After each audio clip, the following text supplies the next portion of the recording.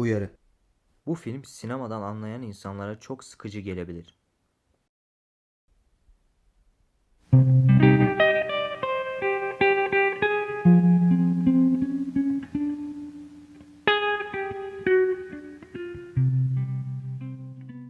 Sinematografik olarak seyirci tarafından şu an görüntüdeki kişinin uyuduğu sanılıyor. Diğer ihtimallerse yüzünden yansıyan karakterin bayılmış ya da ölmüş olması. Biraz sonra bir araba dolusu konuşacağım. Bunu biliyorum çünkü bu izlendiğine göre kurgusunu da bitirmiş olmalıyım. Baştan söyleyeyim. Netlik kayacak. Arada bir kadraj bozulacak. Zira bazen gözlerimiz bozulur ve düşebiliriz.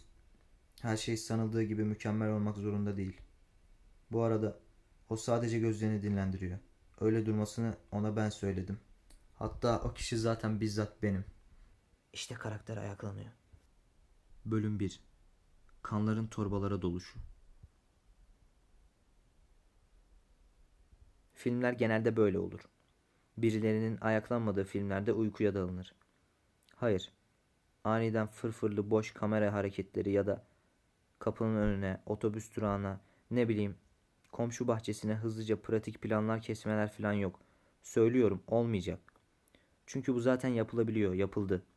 Değersiz ve nefes almayan karakterler, koca filmi detay çekimlere sığdırmaya çalışan ucuz öğrenci numaraları, 18-55 kit lenslerle yapılmaya çalışılan gülünç geniş açı denemeleri bırakılmalı. Sigarayla aynı anda bırakılmalı. Azaltılmadan ve küt diye olmalı. Bulunduğum yerden baktığımda öyle düşündüren tüm şartlar bir araya gelse dahi her sabah elektrik telinin üstünde öten kuşun çıkardığı ses bizim için değil. Teorik bir deyişle o kuş ve insan eliyle yazılan tüm kitaplar aynı şeyi konuşuyorlar.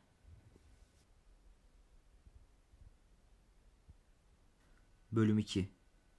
Güneşin doğudan doğuşu.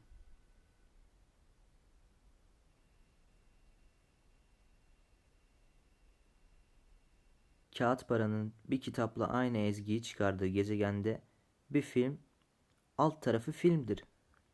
Söz gelimi bir ambulans şoförü bilet aldığı filme tam vaktinde yetişir. Bir polis suçlunun o hafta yakalanacağı dizisinin bölümünü kaçırmak istemez. Tuhaftır ki ne ambulans, ne polis, ne sinema, ne de film Türkçe kelimelerdir. Güneş her zaman sıcaktır bilgisi ne kadar rasyonelse sinemanın tanımı da o kadar kesindir. Seyirlik. Ama Uranüs'te sinema yapılamayacağına emin olduğum için söyleyeyim, filmler göründükleri kadar anlam yüklü üretimler değiller. Yürüme mesafesinde ölünebilinen soğukluk yerlerde hiç değiller. Fotoğraf makinesinin donma noktasının suyun donma noktasıyla uzaktan yakından ilgisi yok.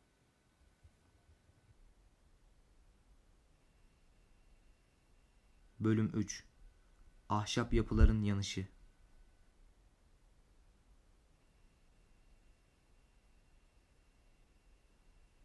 Elde edilen bilgi ellerimizi yıkayana kadardır.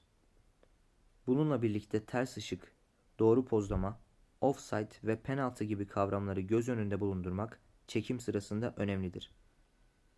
Bu tarz kamera takip çekimlerinde görüntü titremezse seyirci daha memnun olur.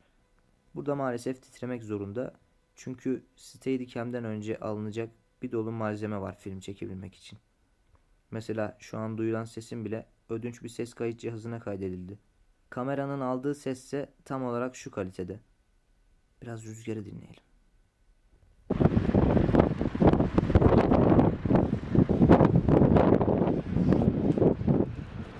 Bir önerim olacaksa eğer o da şudur. Rüzgar sesini filmlerden dinlememeliyiz. Aslında Rüzgar gibi bir film de ne kadar az konuşursa o kadar iyidir. Çünkü asıl bakılacak hadise görüntüdür. Bu nedenden dolayıdır ki filmin başından beri sürekli konuşan bir dış ses olduğu için bu film plan sekans olarak çekildi. Devamlı konuşmak ve durumu çok fazla plana bölerek anlatmak bir filmi çekilmez hale getirdiğinden hiç susmayarak görüntüyü de parçalamadım. Böylece ikisi birbirini dengeliyor kendi düşüncemce. Yani kamerayı tutan arkadaşım kayıt tuşuna ikinci kez basarsa kayıt ve film sona erer. Yanmakta olan bir ahşap yapının yere düşen son sıcak parçası gibi.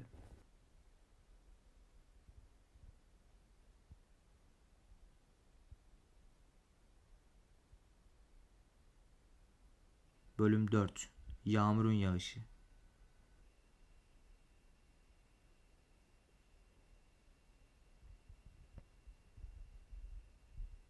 Son örneği sıkılanlar için verdim. Şiir sinemayı döver diye düşünüyorum çünkü. Hem de eşek sudan gelinceye kadar. Seyirciyi de düşünüyorum. Normalde bir köşede görüp de üşenip okumayacağınız bir metni şimdi izlemek zorundasınız. İşler biraz kolaylaşıyor böylece. Ama asıl mevzu bu değil. Evet, bence de bir filmin ilk kıstası sıkıcı olmamak olmalıdır. Onlarca insanı bir mekana kapatarak çektiğiniz görüntüye baktırma uğraşı riskli bir durumdur.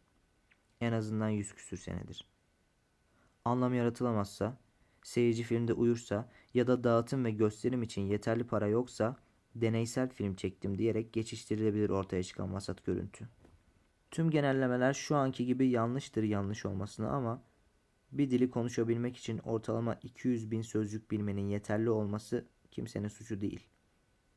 Ben bakkala yaklaşıyorum ve maalesef çok üzücüdür ki not için çekilen sıkıcı öğrenci filmlerinden sadece bir tanesinin sonuna yaklaşıyoruz. Hadi şimdi aynı amaçla çekilen diğer türevlerini izleyerek daha da sıkılalım. Bölüm 5 Kaos.